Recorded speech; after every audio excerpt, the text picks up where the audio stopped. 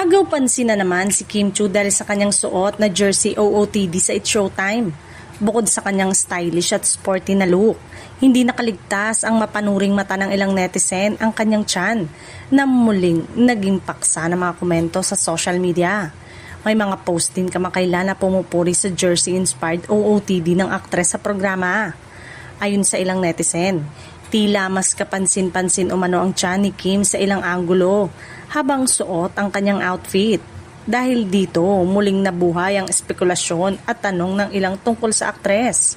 May ilan pang nagkomento na kung sa pelikula o teleserye ay maaaring ipaliwanag ang itsura ng isang artista sa pamamagitan ng costume, styling o pangangailangan ng karakter.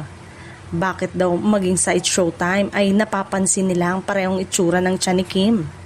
Halos karamihan kasi ay komento tungkol sa tiyan ni Kim bilang obserbasyon at spekulasyon lamang ng ilang netizen. Hanggat wala pang kumpirmasyon mula mismo sa aktres o sa kanyang opisyal na kinatawan.